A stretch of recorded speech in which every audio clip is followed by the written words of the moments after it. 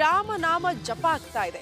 ರಾಮ ಮಂದಿರ ಉದ್ಘಾಟನೆಗೆ ದಿನಗಣನೆ ಪ್ರಾರಂಭ ಆಗಿರೋದ್ರಿಂದ ಇನ್ನು 3 ದಿನ ಬಾಕಿ ಉಳ್ಕೊಂಡಿರೋದ್ರಿಂದ ಬರೀ ದೇಶ ಮಾತ್ರ ಅಲ್ಲ, ಇಡೀ ಪ್ರಪಂಚದಾದ್ಯಂತ ರಾಮನ ಭಕ್ತರು ರಾಮನ ಜಪ ಮಾಡೋದಕ್ಕೆ ಮುಂದಾಗ್ತಿದ್ದಾರೆ.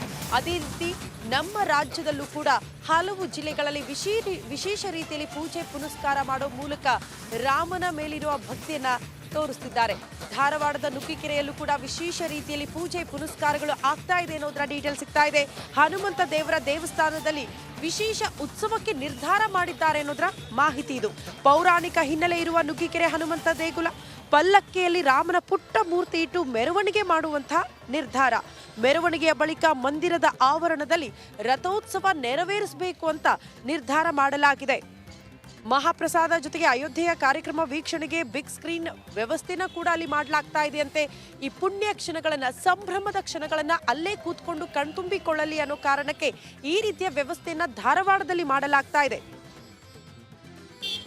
ಎಲ್ಲೆಲ್ಲೂ ರಾಮನೂರಿನ ಸಂಭ್ರಮ ನಮಗೆ ಕಾಣಸಿಗ್ತಾ ಇರೋದು.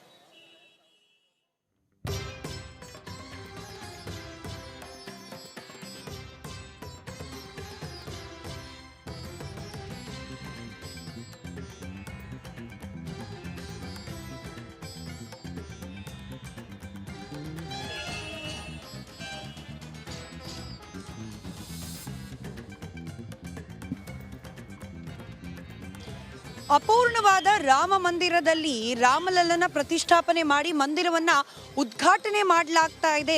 ಇದು ರಾಜಕೀಯ ಪ್ರೇರಿತ ಅನ್ನೋ ಆರೋಪ ಮತ್ತೊಮ್ಮೆ ಕೇಳಲಿಕ್ಕೆ ಸಿಗ್ತಾ ಇದೆ. ಅದರಲ್ಲೂ ಬಿಜೆಪಿಯ ವಿರುದ್ಧವಾಗಿಯೂ ಕೂಡ ಹರಿಹಾಯ್ದಿದೆ. ಹಿಂದೂ ಮಹಾಸಭಾ ರಾಜಕೀಯ ಉದ್ದೇಶಕ್ಕೋಸ್ಕರ ಅಯೋಧ್ಯೆ ಟ್ರಸ್ಟ್ ಕಾರ್ಯಕ್ಕೆ ಹಿಂದೂ ಮಹಾಸಭಾ ಅಪಸ್ವರವನ್ನ ವ್ಯಕ್ತಪಡಿಸಿದೆ.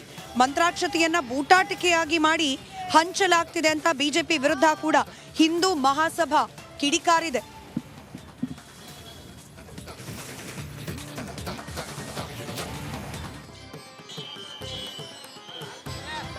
ಇವರು ಈ ಒಟ್ಟಾರೆ ಹೋರಾಟ ಮಾಡಿ ಇವತ್ತು ಈ ಸಫಲತೆಗೆ ಕಾರಣ ಆಗಿರುವಂತಹ ಹಿಂದೂ ಮಹಾಸಭಾ ಮತ್ತು ನಿರ್ಮೋಹಿ ಅಖಾಡ ಸಾಧು ಸಂತರ ಒಂದು ವ್ಯವಸ್ಥೆ, ಎಲ್ಲ ವ್ಯವಸ್ಥೆಯನ್ನ ಬದಿಗೊತ್ತಿ ನಮಗೆ ಈ ಕಾರ್ಯಕ್ರಮ ಆಹ್ವಾನನೇ ಇಲ್ಲ.